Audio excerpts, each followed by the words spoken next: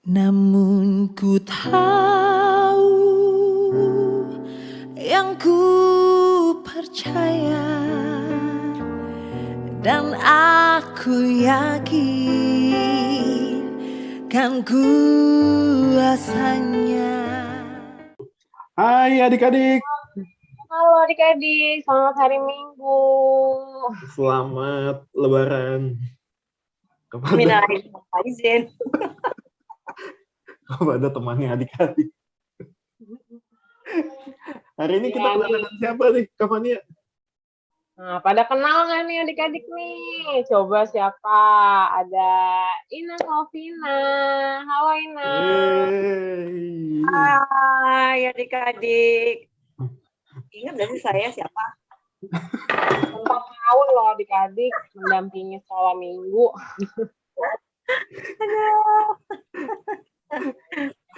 Hari ini Bang Sam.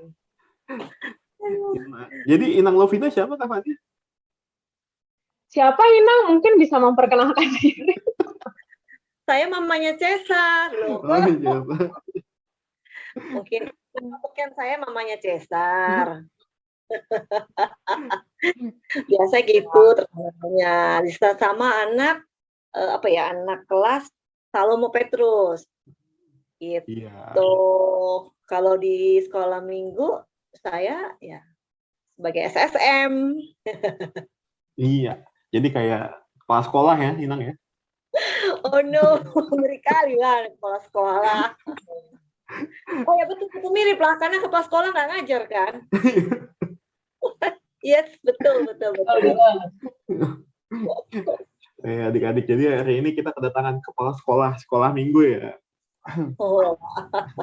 Kita mau tanya-tanya nih, kan biasanya kita sesama anak sekolah minggu udah pernah ya Bang, terus kakak yang udah masuk remaja udah pernah, kakak guru kelas lain udah pernah. Nah kita sekarang mau ngobrol-ngobrol sama salah satu mantan orang tua sekolah minggu sama seksi sekolah minggu kita gitu adik-adik. Jadi berikutnya nanti kita undang 12 murid ya. Bang Sam kalau boleh juga Bang. Oke deh. Mungkin sebelum mulai kita mau satu dalam doa dulu ya Bang, sebelum kita mulai bincang-bincang sama Inang. Oke, kita mau bersatu di dalam doa. Bapa di surga, terima kasih ya Bapak untuk berkat dan penyertaan-Mu untuk kami semua. Ya Bapak, bersyukur untuk kesempatan hari ini kami bisa kembali mendengarkan firman Tuhan melalui Zoom ya Bapak. Biarlah Tuhan yang memberkati pemberitaan firman-Mu dari awal sampai akhir. Biarlah kami bisa semakin mengerti isi hati Tuhan, kehendak Tuhan dalam hidup kami dan mampukan kami untuk bisa juga melakukannya nanti dalam kehidupan kami sehari-hari. Ampunilah ya Bapa segala dosa dan pelanggaran kami. Di dalam nama Tuhan Yesus kami sudah berdoa dan mengucap syukur. Amin. Amin. Nah, jadi Inang kalau di YouTube-nya Petrus Salomo tuh kita selalu bertanya.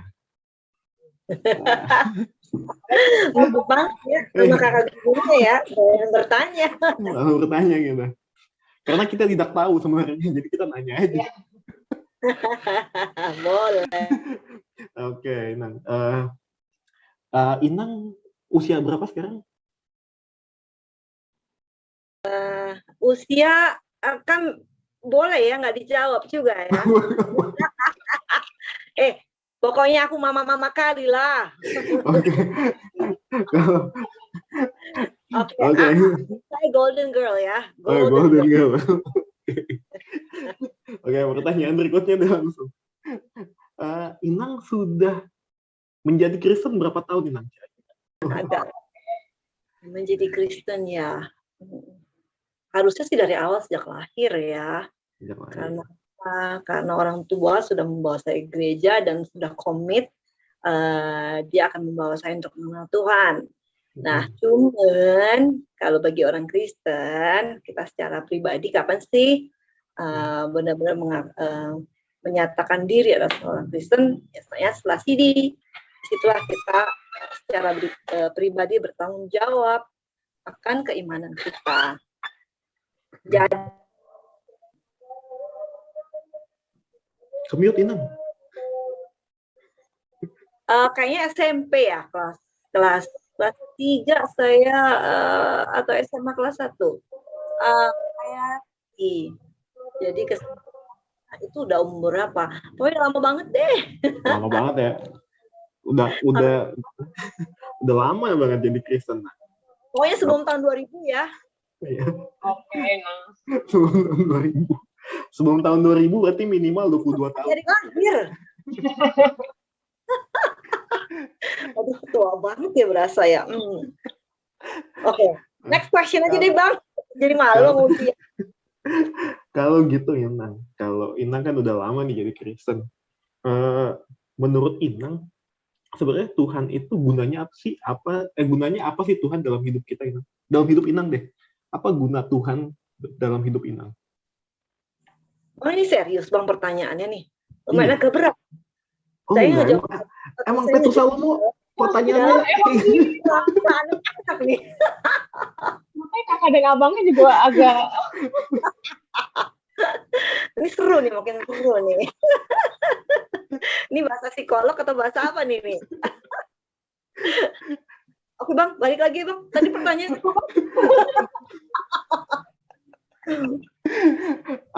Apa guna Tuhan bagi hidup Inang?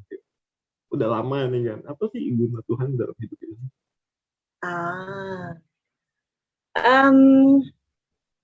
Kalau ini kita bukan dalam bahasa teologi ya. Iya. Karena saya juga nggak paham ini kalau bahasa teologi. Jadi dalam bahasa sehari-hari saja cukup. Oke. Tuhan itu kayak tujuan ya, dalam artian seperti itu, bahwa segala sesuatu itu harus ada tujuan kayak hidup kita.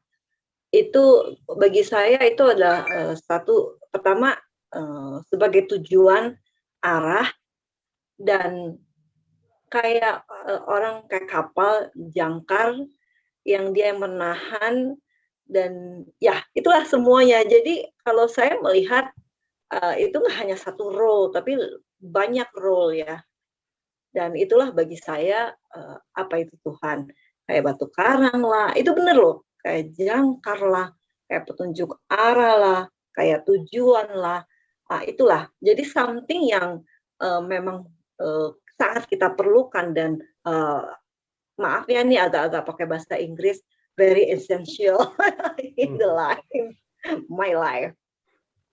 Nanti ada subtitlenya kok. Oke.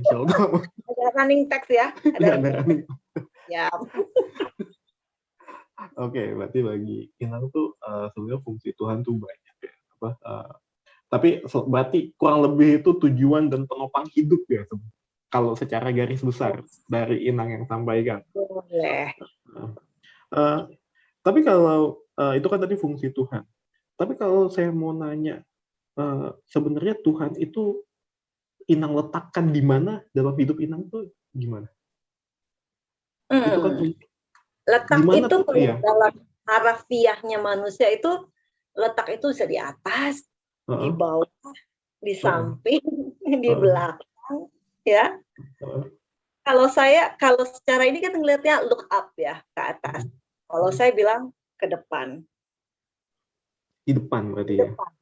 Yes, kenapa? Karena balik lagi tadi pertanyaan Bang Sam yang pertama, apa sih tujuannya, apa sih ininya, role-nya, yaitu dia selalu ada di depan. Tapi kalau pas jadi penopang kan di belakang deh. Pas jadi penopang di belakang. Kalau penopang, yes, tapi kebanyakan di depan sih. Oh, yang di depan, oke. Maaf ya, adik-adik ya, udah ngomong sama Bang Sam gitu, memang harus sambil ketawa. Kalau serius nggak? Oke, pertanyaan berikutnya. Siapa yang paling Inang peduli di dunia ini selain Tuhan ya? Siapa yang orang yang Inang paling peduli di dunia ini? Oke, karena role saya udah sebagai ibu ya, ya dan istri. Jadi memang beda prioritasnya. yang paling saya peduliin dan saya care terus terang keluarga saya ya, karena mereka merupakan amanat ya yang sudah dipercayakan kepada saya sebagai seorang ibu, dan amanat itu yang harus dijalankan. Makanya kalau pertanyaan Abang Sam, siapa yang paling yang aku pedulikan, ya terus terang ya keluarga ya yang ada di dunia ini ya, terus terang ya. Terus ini kita nggak ngomongin apa ya the whole ya, kita ngomong soal top priority ya, karena selain itu juga ada hal-hal lain. Tapi yang paling utama adalah keluarga. Dan tadi landasannya adalah karena kenapa Bang Sam? Sorry. Alasan kenapa keluarga yang paling Inang pedulikan kan? Karena saya diberi kepercayaan menjadi istri dan ibu, dan itu ada tanggung jawab yang harus saya pikul, dan itu kepercayaan dan kesempatan itu saya percaya itu datangnya Tuhan yang memberikan ke saya. Makanya saya harus tanggung jawab dan menjadikan itu sebagai prioritas. Oke. Dua lagi pertanyaan. Kalau Abang Sam apa? Siapa yang paling Bang Sam pedulikan? Biasanya sih saya cukup bertanya, Inang nggak ditanya balik. Oh gitu ya. Tapi saya kan sekolah, gimana dong Bang Sam? Nanti itu di luar rekaman aja ya.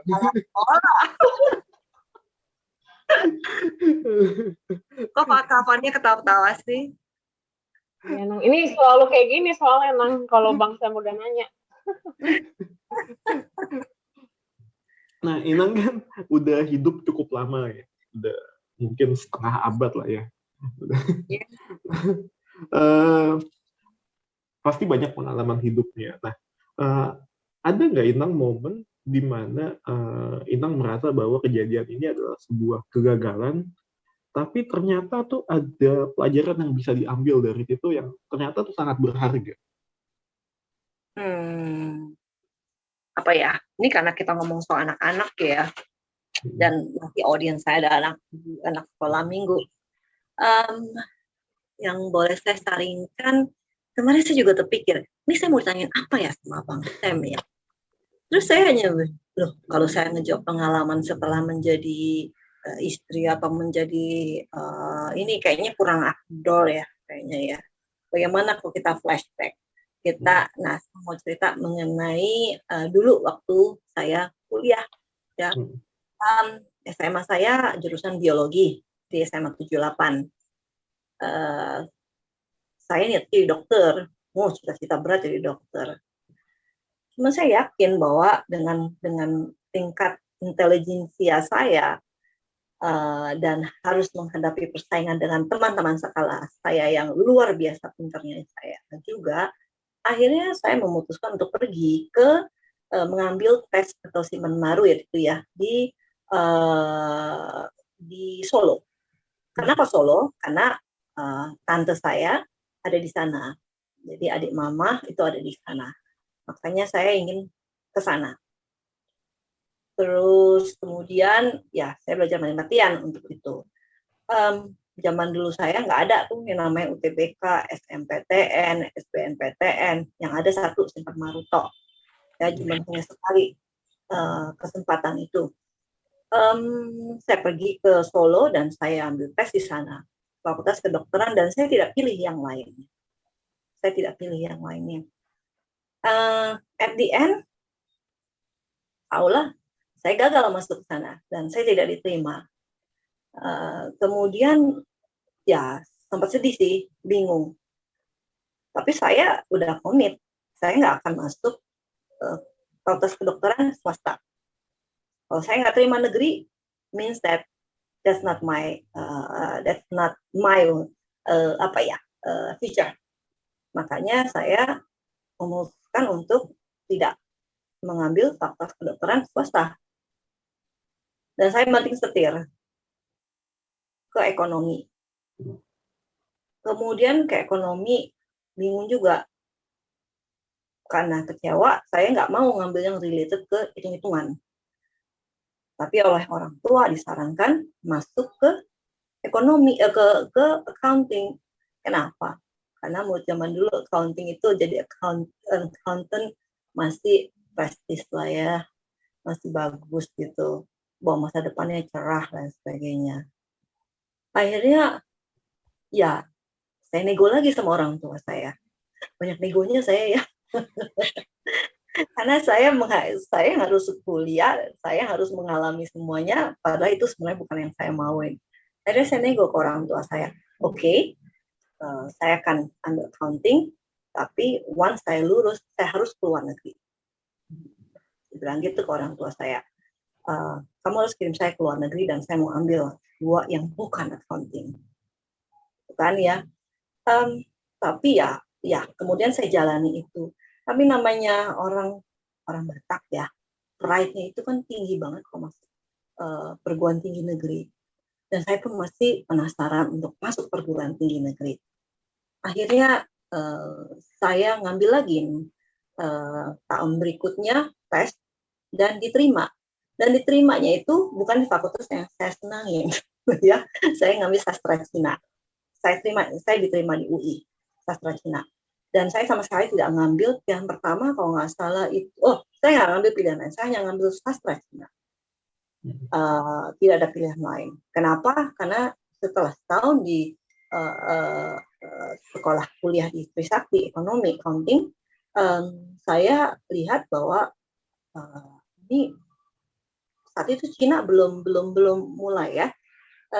Cuma saya konsultasi dengan orang tua saya, ini kedepannya Cina akan bahwa kamu harus belajar bahasa mereka. And it turned out to be true ya, kalau Cina itu sekarang merajai. Jadi kemudian saya ambil kuliah dan sempat kuliah. Jadi saya ambil Trisakti dan saya ambil juga di UI di Depok. Dan itu lumayan jauh ya antara Trisakti Grogol dengan Depok. Kebetulan saya bawa mobil saat itu. Dan dilalah saya kecelakaan karena saya buru-buru dari Depok ke Trisakti karena saya ngejar kuliah. Saya orangnya lumayan ambisius dan ngotot ya. Jadi saya jalani dua-duanya. Dan saya lupa memperhitungkan bahwa ada waktu dan saya pakai asumsi, saya bawa mobil. Ternyata saya nabrak bus dan lumayan parah itu nabraknya, sehingga saya nggak bisa. Di saat itu saya mesti mengambil pilihan dan saya bingung gitu kan, mana yang harus saya lepas antara Trisakti dan UI. Bagi saya itu rentetan kejadian yang pertama saya kecewa karena saya nggak masuk. Sementara geng kami punya geng di 78 ya, dan itu semua masuk perguruan tinggi negeri. Memang saya berteman dengan orang-orang pintar dan harus berteman dengan orang-orang pintar dan ngetop. Dan mereka semua masuk perguruan tinggi negeri kecuali saya. That's why itu yang membuat saya gigih. Saya harus masuk perguruan tinggi negeri dan apapun itu juga. Makanya saya ambil yang kedua dan saya masuk. Ketika saya udah berhasil masuk, saya nggak bisa lanjut karena akhirnya memutuskan apa? Saya harus let go yang di UI. Akhirnya saya fokus ke Trisakti. Ya, itu rentetan kejadian yang boleh dibilang enggak enakan dan membuat kita harus memilih di antara semua yang ibaratnya saya udah berusaha setahun dan akhirnya masuk ke situ dan ketika harus keluar dan memutuskan masuk Trisakti. Itu bukan hal yang mudah ya, tapi memang Tuhan luar biasa. Justru di Trisakti saya ketemu orang-orang, saya ikut dalam persekutuan Ekumene ya, saat itu persekutuan Trisakti kita sebut potri, dan situ saya dimenangkan kembali. Jadi disitulah saya lebih mengenal Tuhan ya, bukan melalui gereja ya, tapi saya dimenangkan kembali melalui teman-teman saya, teman-teman persekutuan, di mana situ saya aktif ya, saya aktif menjadi ya kelompok kecil, kelompok kecil, kemudian aktif di persekutuan, menjadi pengurus dan lain sebagainya. Dan saya ikut jadi ya semua lah yang bisa dilakukan. Jadi bagi saya bahwa semua tuh ada waktunya dan semua ada jalannya. Nggak akan ada hal yang kembali sia-sia. Jadi it turned out to be that's a very good experience ya. Dan saya punya pengalaman dan saya dimenangkan kembali dan saya boleh mengenal Tuhan kembali lebih dalam. Dan itulah pengalaman terbaik saya. Dan saya sangat-sangat tidak menyesal dan sangat-sangat bersyukur akhirnya saya memilih untuk tetap stay di Trisakti. Menarik. Itu singkatnya. Dan kalau tadi tetap stay di sastra Cina, tadi apa penggantinya tadi bukan ngomong bahasa Inggris tadi, ngomong bahasa Cina. Running text-nya terjemahinnya lebih susah lagi. Betul Pak. Oke, sangat menarik pengalaman. Terakhir nih, Nang, pertanyaan terakhir sebelum kita baca Alkitab. Ya, pergumulan setiap orang kan banyak lah ya gitu kan. Nah, tapi ada nggak yang Inang gumulkan, maksudnya entah dulu atau masih Inang gumulkan sekarang, yang Inang terus doakan gitu. Tapi kok kayaknya Tuhan nggak jawab-jawab. Apa ya? Sebenarnya kalau pengalaman saya pribadi, sebenarnya pergumulan saya sudah terjawab. Tapi ketika pergumulan itu sudah terjawab, keputusan belum juga diambil. Nah, itu dia. Jadi kasusnya sih beda ya. Kalau ya puji Tuhan, pergumulan itu ya banyak ya, termasuk juga waktu itu pergumulan untuk pergi ke luar negeri, ya untuk sekolah dan pergumulan lain ya. Ada yang langsung dijawab, ada yang langsung tidak jawab, dan ada yang sudah dijawab dan saya belum action karena memang itu butuh courage dan butuh pengorbanan yang luar biasa untuk mengambil keputusan itu. Walaupun apa yang saya doakan sudah dijawab, sudah ditunjukkan, dan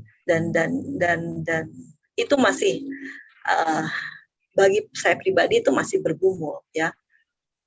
Padahal semua sudah ditunjukkan, semua sudah diatur, jadi apa yang kekhawatiran saya itu semua sudah dijawab. Semua sudah terjawab lah ya, sudah. Tapi tetap saya masih bergumul, dan bergumul itu bukan dengan kayak gue pribadi ya. Dan seringkali justru kita ada di tahap yang seperti itu kan Bang. Kita udah tahu, jawaban udah jelas depan mata, iya nggak? Tapi nggak tahu sih saya. Nanti saya tanya loh Bang. Pak kasarnya boleh nggak? Oh ya. Nanti saya tanya nih Bang Sam nanti nih. Ya, tenang. Benar nggak? Sebenarnya kita udah bergumul dan sudah ada jawabannya. Karena jawaban itu bisa kali tidak, bisa aja tidak sesuai, bisa aja sesuai dengan yang kita mau. Benar nggak Bang? Kadang saya pura-pura nggak denger sih kalau jawabannya enggak. Saya nggak denger.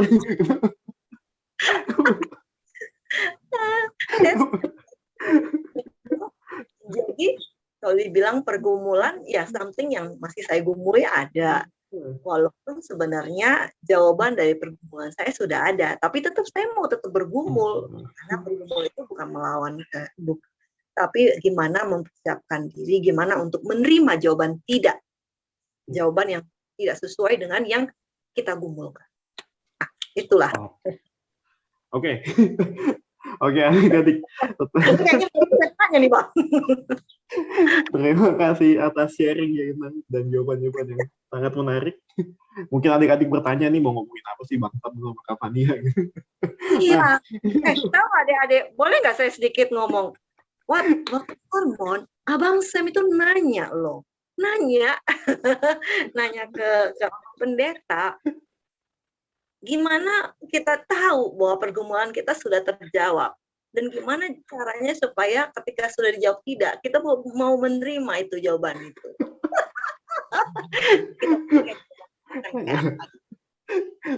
Tapi itu cerita buat lain kali aja. Baiklah. Oke, Kak Fania, untuk hari ini kita pembacaan Alkitabnya dari mana? Oke, makasih Inang. Nah, kita mau masuk ke Alkitab dulu ya untuk adik-adik. Jadi kita akan belajar dari perempuan Sunem. Kita ayatnya dari 2 Raja-Raja 4, ayat 8 sampai 37. Oke. Nanti kakak minta tolong Bang Sam sama Inang Lovina juga ya, tapi Kak Fania duluan. Oke, 2 Raja-Raja 4. Ayat 8, perempuan Sunem dengan anaknya. Pada suatu hari, Elisa pergi ke Sunem. Di sana tinggal seorang perempuan kaya yang mengundang dia makan. Dan seberapa kali ia dalam perjalanan, singgahlah ia ke sana untuk makan. Berkatalah perempuan itu kepada suaminya, sesungguhnya aku sudah tahu bahwa orang yang selalu datang kepada kita itu adalah abdi Allah yang kudus. Baiklah kita membuat sebuah kamar atas yang kecil yang berdinding batu, dan baiklah kita menaruh di sana baginya sebuah tempat tidur, sebuah meja, sebuah kursi, dan sebuah kandil. Maka apabila ia datang kepada kita, ia boleh masuk ke sana. Pada suatu hari datanglah ia ke sana, lalu masuklah ia ke kamar atas itu dan tidur di situ. Kemudian berkatalah ia kepada Gehasi bujangnya, panggillah perempuan Sunem itu. Lalu dipanggilnyalah perempuan itu dan dia berdiri di depan Gehasi. Elisa telah berkata kepada Gehasi, cobalah katakan kepadanya, sesungguhnya engkau telah sangat bersusah-susah seperti ini untuk kami. Apakah yang dapat kuperbuat bagimu? Adakah yang dapat kubicarakan tentang engkau kepada raja atau kepala tentara? Jawab perempuan itu, aku ini tinggal di tengah-tengah kaumku. Kemudian berkatalah Elisa, apakah yang dapat kuperbuat baginya? Jawab Gehasi, ia tidak mempunyai anak, dan suaminya sudah tua. Lalu berkatalah Elisa, panggillah dia, dan sesudah dipanggilnya, berdirilah perempuan itu di pintu. Berkatalah Elisa, pada waktu seperti ini juga, tahun depan, engkau ini akan menggendong seorang anak laki-laki. Tetapi jawab perempuan itu, janganlah tuanku ya abdi Allah, janganlah berdusta kepada hambamu ini. Mengandunglah perempuan itu lalu melahirkan seorang anak laki-laki pada waktu seperti itu juga, pada tahun berikutnya, seperti yang dikatakan Elisa kepadanya. Setelah anak itu menjadi besar, pada suatu hari keluarlah ia mendapatkan ayahnya di antara penyabit-penyabit gandum. Tiba-tiba ia menjeritlah ia kepada ayahnya, aduh kepalaku, kepalaku. Lalu kata ayahnya kepada seorang bujang, angkatlah dia dan bawa kepada ibunya. Diangkatnya lah dia, dibawanya pulang kepada ibunya. Duduklah dia di pangkuan ibunya sampai tengah hari, tetapi sesudah itu matilah dia. Lalu naiklah perempuan itu, dibaringkannya lah dia di atas tempat tidur abdi Allah itu. Ditutupnya lah pintu dan pergi, sehingga anak itu saja di dalam kamar. Sesudah itu ia memanggil suaminya serta berkata, suruh kepadaku salah seorang bujang dengan membawa seekor keledai betina. Aku mau pergi dengan segera kepada abdi Allah itu, dan akan terus pulang. Berkatalah suaminya, mengapakah pada hari ini engkau hendak pergi kepadanya? Padahal sekarang bukan bulan baru dan bukan hari Sabat. Jawab perempuan itu, jangan khawatir. Dipelanainya keledai itu dan berkatalah ia kepada bujangnya, tuntunlah dan majulah, jangan tahan-tahan aku dalam perjalananku, kecuali apabila kukatakan kepadamu. Demikianlah perempuan itu berangkat dan pergi kepada abdi Allah di Gunung Karmel. Segera sesudah abdi Allah melihat dia dari jauh, berkatalah ia kepada Gehasi bujang, lihat perempuan Sunem itu datang. Larilah menyongsongnya dan katakanlah kepadanya, selamatkah engkau, selamatkah suamimu, selamatkah anak itu? Jawab perempuan itu, selamat. Dan sesudah ia sampai ke gunung itu, dipegangnya lah kaki abdi Allah itu. Tetapi Gehasi mendekat hendak mengusir dia. Lalu berkatalah abdi Allah, biarkanlah dia, hatinya pedih. Tuhan menyembunyikan hal ini daripadaku, tidak memberitahukannya kepadaku. Lalu berkatalah perempuan itu, adakah aku minta seorang anak laki-laki daripada tuanku? Bukankah telah kukatakan, jangan aku diberi harapan kosong? Maka berkatalah Elisa kepada Gehasi, ikatlah pinggangmu, bawalah tongkatku di tanganmu dan pergilah. Apabila engkau bertemu dengan seseorang, janganlah beri salam kepadanya.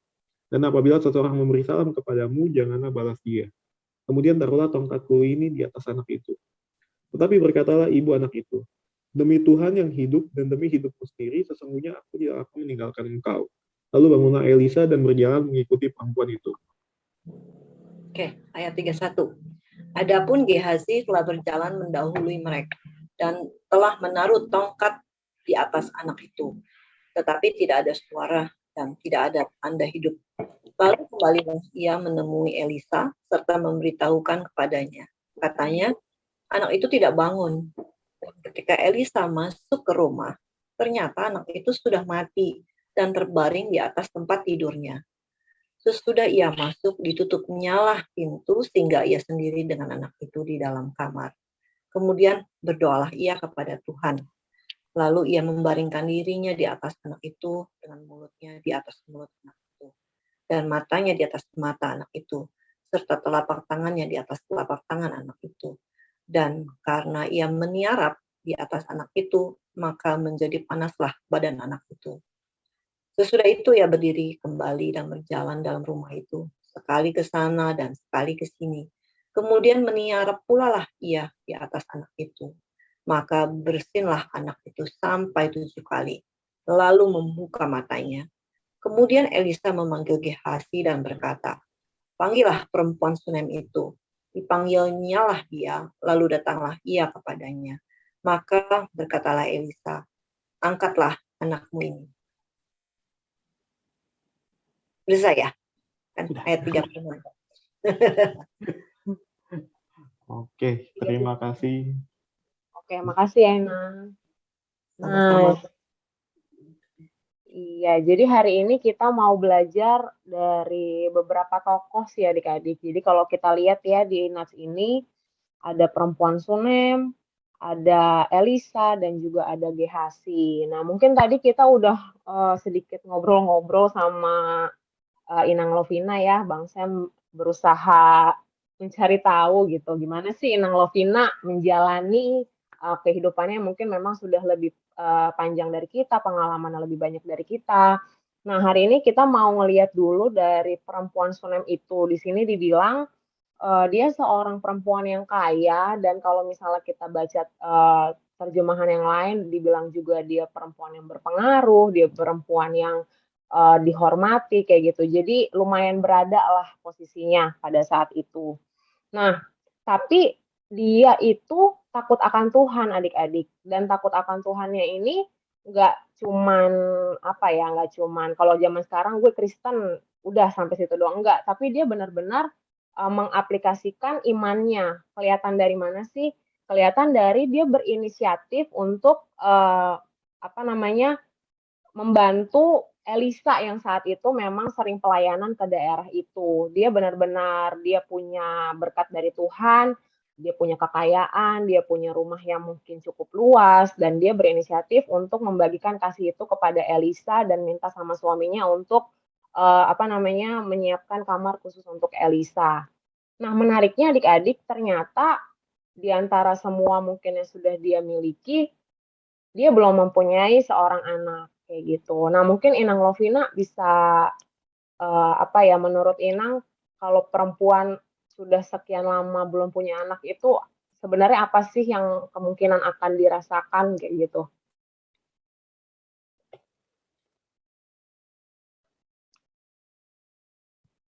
Masih di mute, sorry.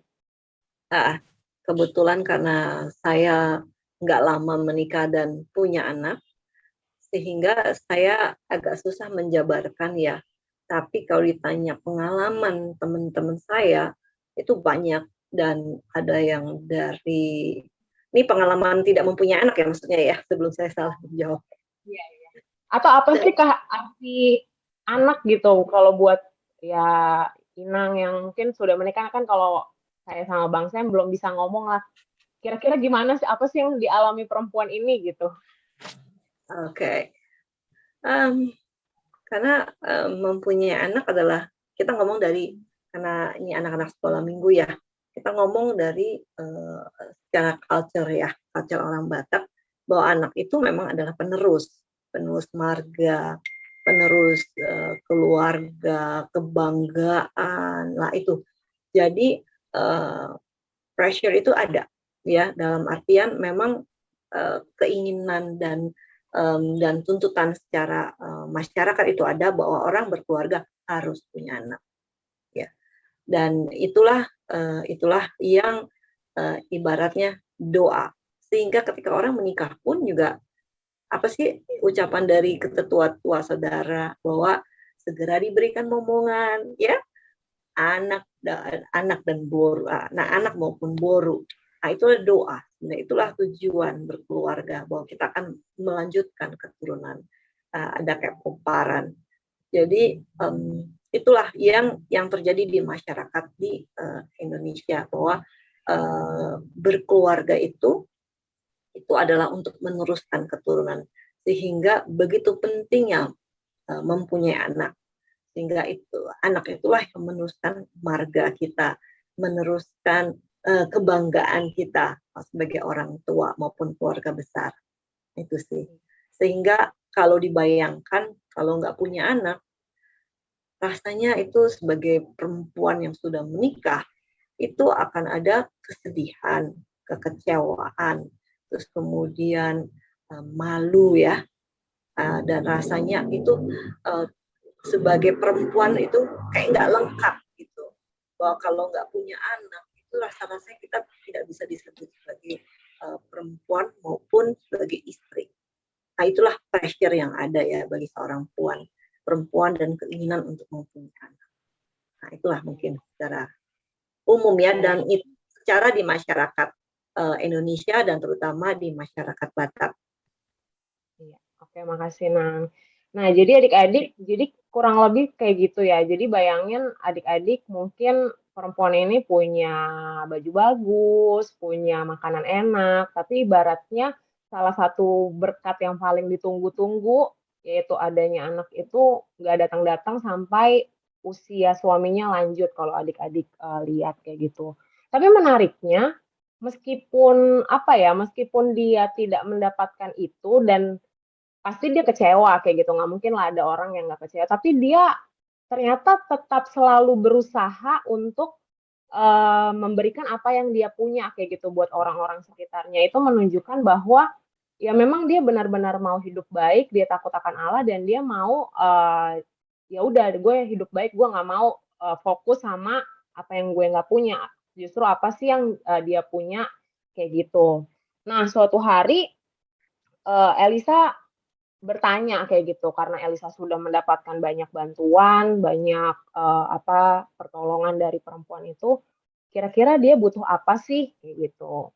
Nah, menariknya adik-adik, kalau misalnya adik-adik lihat di ayat 13 bagian terakhir, perempuan itu justru menjawab, aku ini tinggal di tengah-tengah kaumku kayak gitu. Jadi ibaratnya dia ngomong, enggak kok, aku udah punya yang aku butuhkan kayak gitu. Kakak yakin dia nggak lupa, dia nggak punya anak saat itu. Tapi dia lebih memilih, aku sudah bisa menerima, oke lah kalau memang anak bukan bagianku di dunia ini nggak apa-apa kayak gitu. Aku memang tulus ingin membantu, ingin menjadi berkat buat orang lain kayak gitu. Nah, ketika dia nggak minta apa-apa, kalau kita lihat lagi ya selanjutnya, akhirnya Elisa nanya ke bujangnya Elisa, ke Gehasi. Dia sebenarnya butuh apa sih kayak gitu, coba deh kamu perhatiin kayak gitu. Nah, Gehasi bilang lah, baru akhirnya dia tidak mempunyai seorang anak. Dan singkat cerita, pada akhirnya Elisa menubuatkan dia akan mempunyai seorang anak, dan akhirnya tahun depannya dia mempunyai seorang anak laki-laki. Nah, kalau kita baca lagi terus ke bawah, setelah anak itu besar, ketika dia mendapatkan anak pasti senangnya bukan main, pasti dia juga, kakak yakin dia sangat mengucap syukur, dia mungkin lebih lagi bersemangat menjadi berkat buat sekitarnya kayak gitu. Nah, cuman ternyata ketika anaknya dewasa, udah beranjak besar maksudnya, tiba-tiba anaknya meninggal, adik-adik.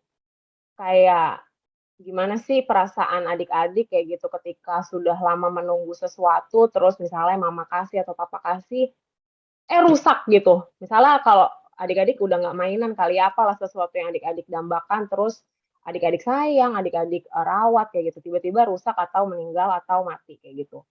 Nah, di situ perempuan itu menarik lagi responnya, karena dia nggak ngeraung-ngeraung. Biasanya kan kalau misalnya kita ngelihat sesuatu yang udah kita usahakan terus rusak gitu aja atau pergi atau apapun itu, kita akan cenderung udah putus asa kayak, apa sih ini maksudnya, kayak gitu, malah menyalahkan Tuhan mungkin. Tapi menariknya di sini, dia lagi-lagi menunjukkan respon yang,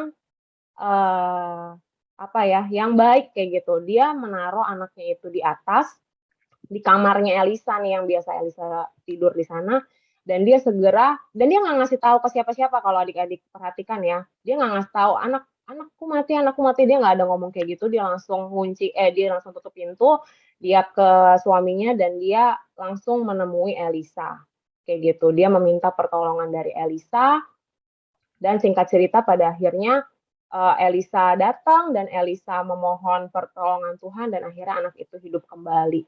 Nah, kita mau belajar sih adik-adik di sini. Yang pertama dari perempuan Sunemnya dulu, kayak gitu. Gimana sih, si perempuan Sunem ini nggak cuman ngomong dia percaya Tuhan, nggak cuman kalau kita sekarang, "Gue anak Tuhan," gitu, "gue rohani, gue rajin sekolah minggu," kayak gitu.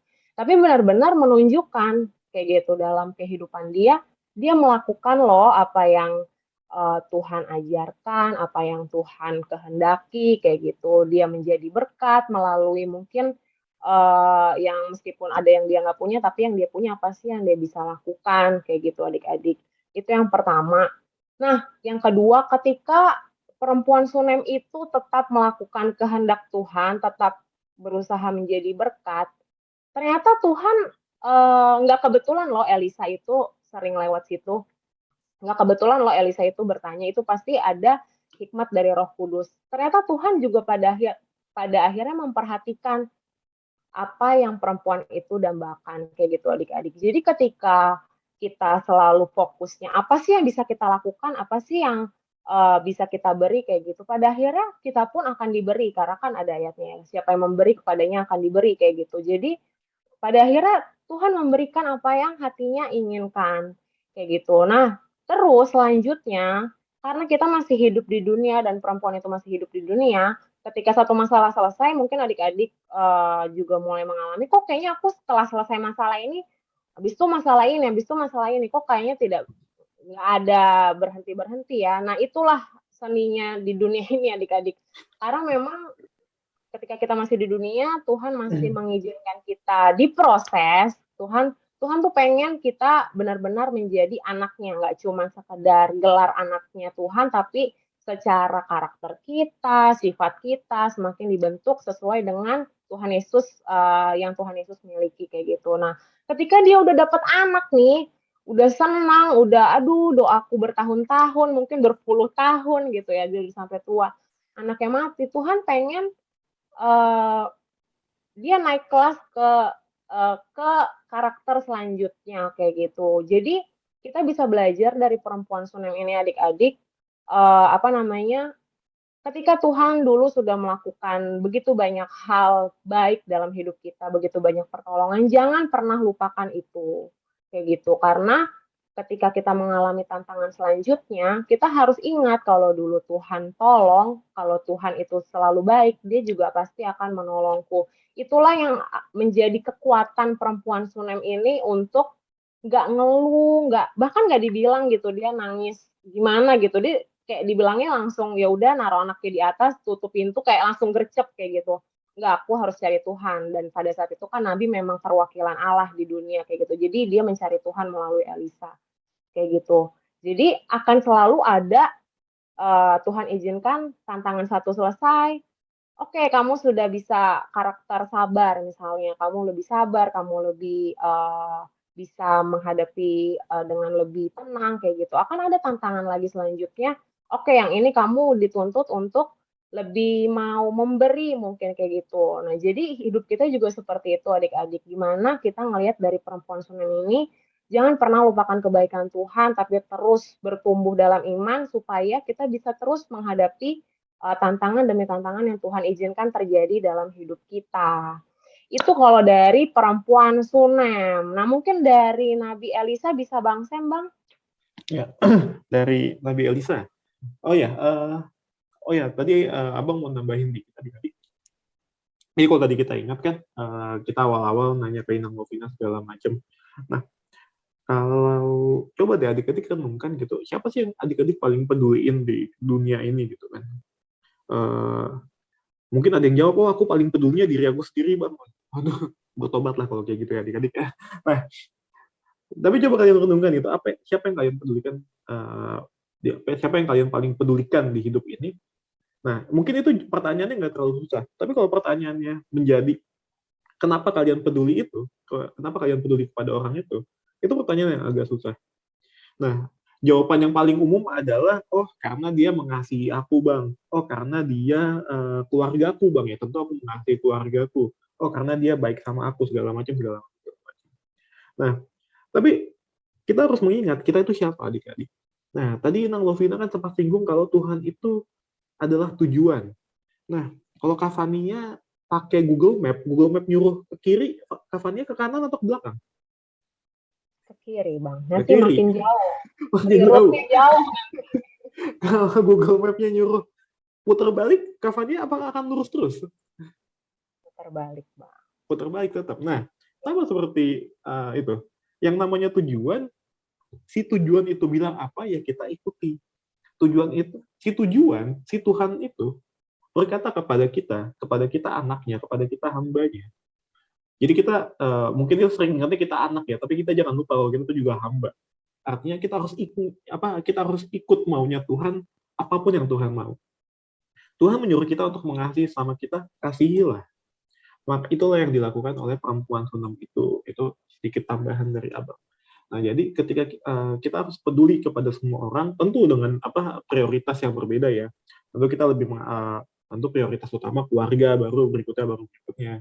Nah, tapi yang jadi landasan kita mengasihi siapapun itu adalah karena kasih, dan karena itu adalah yang Tuhan inginkan untuk kita lakukan. Ya mirip lah seperti amanat, karena itu adalah perintah Tuhan untuk kita lakukan dalam hidup kita.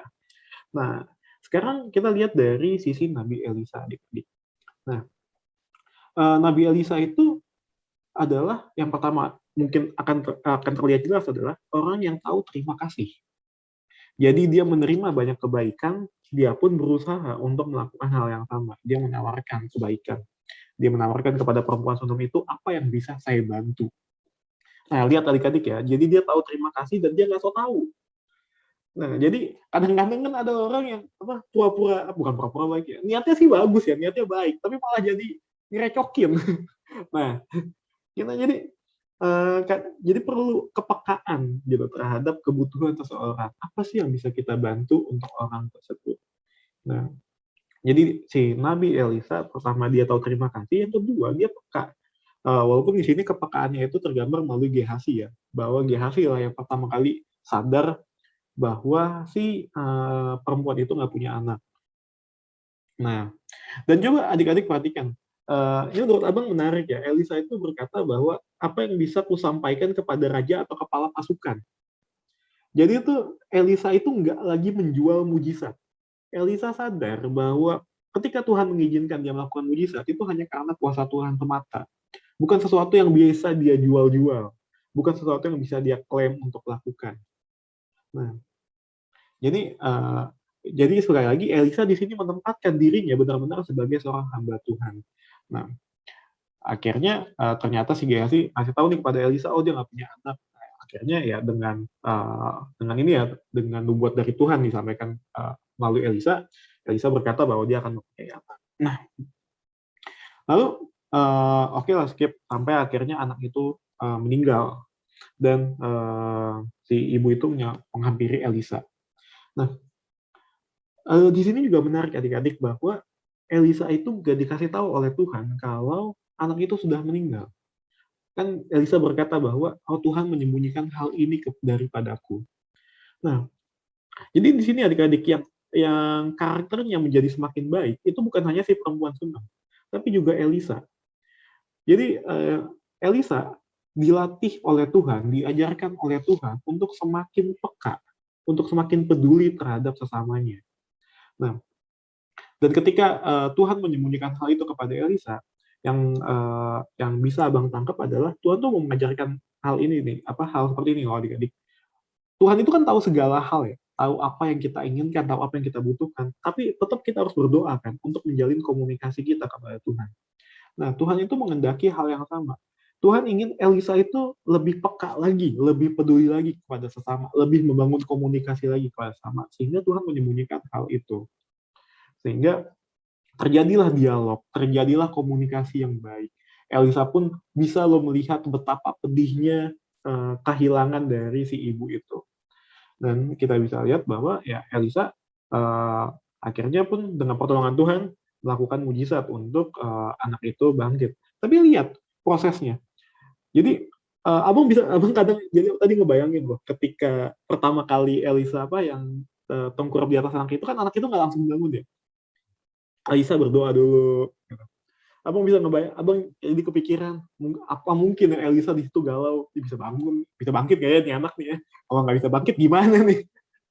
Apakah aku layak meneruskan Elia atau enggak nih? Mungkin ada yang nggak tahu ya kita galau itu. Apakah Elisa mengalami hal itu atau enggak? Tapi yang bisa kita lihat adalah Elisa terus berdoa kepada Tuhan. Elisa terus meminta tolong kepada Tuhan. Elisa nggak menjadi walaupun dia abdi Allah yang kalau kita baca pasal-pasal sebelumnya melakukan berbagai mujizat, Elisa itu nggak menjadi seseorang yang sombong, tapi dia tetap mengandalkan Tuhan karena dia tahu bahwa segala hal yang boleh dia lakukan itu hanya karena hanya karena Tuhan yang memampukan Elisa untuk melakukan itu. Gitu adik-adik kalau dari Elisa. Betul.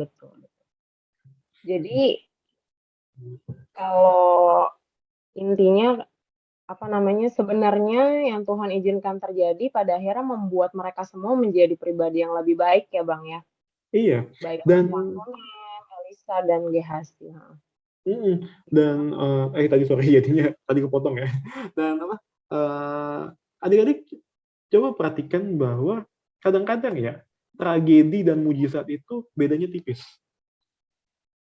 Bayangin kalau perempuan Sunem itu menangisi kematian anaknya terus nyalahin Tuhan. Dia mungkin nggak bakal masuk di cerita ini. Bayangin tadi kalau Inang Lovina ketika kecelakaan, dia malah jadinya jauh dari Tuhan. Mungkin dia nggak bakal jadi kepala sekolah seksi sekolah minggu. Kepala sekolah gerakan lain gitu. Jadi tipis adik-adik perbedaan antara tragedi dan mujizat, dan ketipisan itu ditentukan oleh bagaimana sikap kita menyikapi hal itu. Apakah kita mau memandangnya sebagai cara Tuhan untuk mendidik kita, atau kita mau melihatnya sebagai hukuman, sebagai nasib buruk, atau sebagai sesuatu yang kita tangisi, kita ratapi, kita sekali. Perbedaan itulah yang akan beda sikap itu yang akan menentukan lanjutannya itu seperti apa. Apakah akan ada mujizat? Apakah akan ada hal baik di belakangnya? Atau kita akan tetap melihat itu sebagai hal buruk semata? Yeah. Sama ini kali ya Bang. Oh ya, Inang boleh, Inang dulu. Menarik sih ya. Ini saya kasih sedikit konklusi melihat apa yang dialami oleh perempuan Sunem maupun Elisa. Satu hal yang kita boleh lihat bahwa mereka itu menempatkan Tuhan di atas segalanya, sehingga ketika apapun yang terjadi mereka tetap terus maju ya, dalam artian bahwa mereka percaya satu hal, mereka percaya bahwa apapun itu baik buruk mereka percaya ya, mereka percaya bahwa inilah yang terbaik. Itulah sikap, itulah yang mungkin yang harus kita sama-sama belajar ya, bahwa mereka menaruh kepercayaan dan mereka percaya siapa yang dan mereka tahu siapa yang mereka percaya. Nah itulah, sehingga apapun tadi yang tadi udah dijelaskan oleh Kak Fani sama Bang Sam, peristiwa apapun yang dialami, karena satu hal ketika mereka mengarahkan hati mereka, mengarahkan diri mereka ke Tuhan, ya mereka tetap bisa jalan itu sih. Luar biasa. Gitu adik-adik. Gimana Kak Fania? Iya betul, tadi seperti yang disampaikan Inang sebenarnya Kakak mau ngomongin mirip-mirip, cuman mengingatkan kembali dan mungkin ini memang akan terus harus kita ingat ya adik-adik. Tuhan itu sudah memberikan yang paling besar yang bisa dia berikan yaitu nyawanya sendiri gitu demi bisa barang-barang kita nanti di surga kayak gitu. Ketika seseorang sudah memberikan yang paling besar yang bisa dia berikan, nggak mungkin lah yang kecil-kecil itu nggak dia pedulikan kayak gitu. Jadi selalu pegang kebenaran itu sehingga kita bisa selalu mempunyai kepercayaan, kalau kata Inang Lovina tadi, selalu percaya bahwa pada akhirnya yang Tuhan izinkan terjadi pasti membawa kebaikan buat kita. Kayak gitu. Ketika kita punya dasar yang benar bahwa Tuhan mengasihi kita akan mampu melihat dari sisi yang baik, dari sisi yang positif. Yang tadi Bang Sam bilang, bisa ngelihat sebenarnya kejadiannya sih menyedihkan, kejadiannya menyakitkan, tapi kita punya kekuatan untuk bisa tetap percaya bahwa pada akhirnya itu akan membawa kebaikan buat kita. Karena ketika dijalani seringkali bingung kan ya Bang, saya mungkin sama Inang Lovina, mungkin ketika lagi dijalanin nggak ngerti maksudnya Tuhan apa, kayak gitu. Kayak wanita itu pas lagi di perjalanan ke Elisa, pasti dia juga berkecamuk kayak gitu. Kenapa harus meninggal? Kenapa padahal Tuhan udah kasih mujizat? Kenapa dan kenapa lainnya kayak gitu. Tapi dia tetap terus melangkah adik-adik dengan kepercayaan bahwa Tuhan baik, apapun yang terjadi Tuhan baik. Di akhirnya baru dia mengerti bahwa oh ternyata Tuhan izinkan terjadi ya untuk kembali lagi membuat aku menjadi pribadi yang lebih baik, yang lebih percaya, yang lebih mengandalkan Tuhan. Kayak gitu sih Bang. Iya, betul sekali adik-adik. Ya, mungkin aplikasinya ya, terutama buat adik-adik yang mau masuk SMP sama SMA ya. SMP, SMA, dan mau masuk SD tuh nggak ada ujian dari TK ya.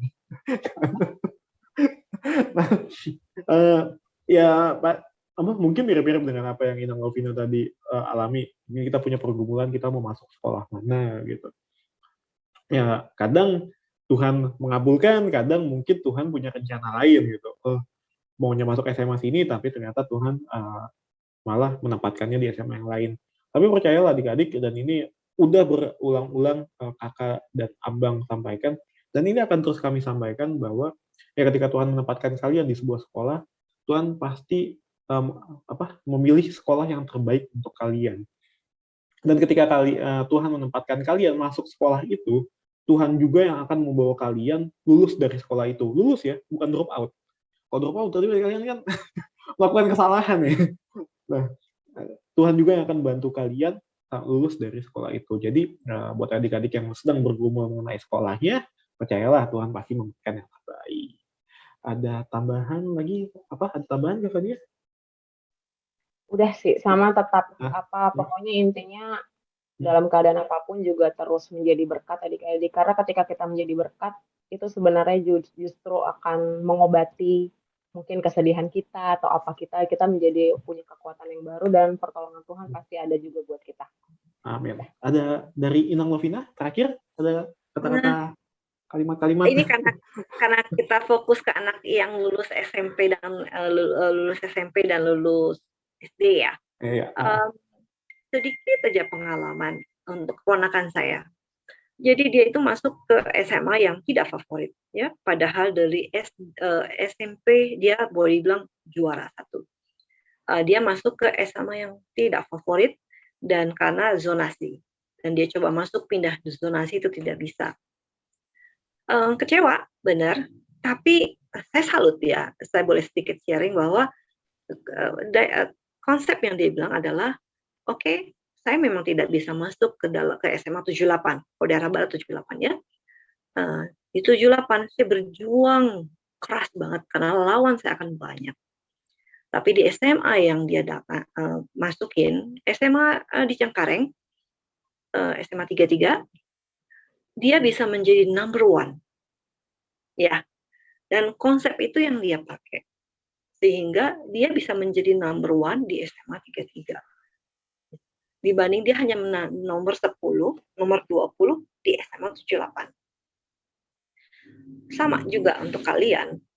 Jadi konsep itulah yang harusnya dipakai sehingga kalian besar di tempat yang memang ya nggak terlalu besar lah ya, kalian number one the best di tempat yang memang tidak segede 78 karena istrinya juga sedikit yang pintar. Dan at the end dia dapat undangan masuk ke UI. Jadi itu salah satu konsep yang harus dibawa ketika pergumulan kalian untuk mendapatkan SMA yang terbaik menurut kalian itu tidak kejadian ya. Jadi cobalah melihat dari kacamata yang berbeda ya, bahwa ketika kalian ditempatkan di satu tempat itu nggak ada bukan tanpa maksud, pasti ada maksudnya. Cari maksud itu and be the best di situ. Jadi jangan kamu dikalahin sekolah, tapi kamu yang harus ngalahin sekolah dan teman-temanmu ya. Kadang itu kejadian juga ya di tempat-tempat yang lain, bahwa biasanya kita memang mikirnya itu harus tempat yang grand, yang gede, yang top. Dia no. Ujung-ujungnya apa? Ya menentukan kalian kok, bukan sekolahnya. Justru sekolah terbantu oleh kalian. Jadi menurut aku berusaha masuk ke tempat yang terbaik, yes, itu mesti. Tapi ketika tidak masuk, jangan think it's the end of the world. So think about, okay, I have a purpose ya di situ ya. Purpose-nya sebagai apa? Nah, itulah yang kalian harus cari. So never give up. Ya, thank you. Iya. Nanti banyak running text-nya ini adik-adik ya.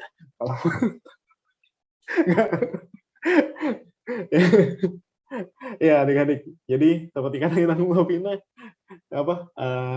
carilah maksud Tuhan. Pasti Tuhan memiliki maksud yang terbaik untuk kita. Carilah maksud Tuhan itu dan pasti Tuhan memberikan jalan yang terbaik. Jika ingat tadi kata Kavania bahwa Tuhan selalu kok menolong kita apapun kesulitan yang kita hadapi, dan kesulitan yang Tuhan izinkan kita hadapi tersebut memang Tuhan izinkan supaya untuk membuat kita lebih baik. Oke adik-adik, yuk kita satu dalam doa. Kita mau untuk pembacaan firman hari ini. Mari satu dalam doa. Bapa yang kami sapa dalam nama anak-Mu Tuhan Yesus Kristus, terima kasih Bapa atas berkat dan penyertaan-Mu sepanjang pembacaan firman-Mu pada hari ini. Terima kasih Bapa, Engkau telah mengizinkan hamba-hamba-Mu ini, Kavania, Inang Lovina, dan hamba-Mu ini untuk menyampaikan firman kepada anak-anak sekolah minggu kami, dan yang merupakan anak-anak-Mu. Bapa, pada hari ini kami belajar untuk menjadi pribadi yang lebih baik lagi, pribadi yang lebih peduli kepada sesama kami, pribadi yang mau dengan tulus membantu sesama kami, pribadi yang mau mempercayakan diri penuh kepadamu, bahwa Engkau selalu memiliki rencana yang terbaik untuk hidup kami. Bapak, tolong kami untuk seperti Elisa, seperti perempuan Sunem dan perempuan Gehazi. Bantu kami Bapak untuk menjadi anak-anak-Mu yang lebih baik lagi. Kami juga mau berdoa Bapak untuk anak-anak kami, untuk adik-adik sekolah minggu kami yang mau masuk ke SMP dan ke SMA, Bapak yang tolong beri mereka sekolah yang terbaik, dan kami yakin Bapak, Engkau sudah memiliki rencana yang indah untuk hidup mereka, dan tolong mereka Bapak untuk yakin kepadamu bahwa Engkau akan menempatkan mereka di sekolah yang terbaik. Terima kasih ya Bapak, kalau sebentar kami akan berpisah dan melanjutkan kegiatan kami, Bapak yang tolong pimpin segala kegiatan kami agar dapat memuliakan saja. Juga kami tidak lupa Bapak mau berdoa untuk bangsa dan negara kami, Bapak yang tolong pulihkan bangsa dan negara kami dari COVID ini. Terima kasih Bapak bahwa keadaannya sudah semakin baik, dan kami yakin Bapak bahwa Engkau akan membuat terus keadaan ini semakin baik, sehingga pada akhirnya COVID ini dapat benar-benar hilang dari negara kami. Terima kasih ya Bapak, hanya dalam nama-Mu saja Tuhan Yesus Kristus kami telah berdoa dan mengucap syukur. Amin. Oke, selamat hari Minggu adik-adik. Terima kasih. Hari Minggu, Tuhan berkati. Terima kasih Nang Lovina dan Kavania. Bye. Di saat badai bergelora, ku akan terbang bersama.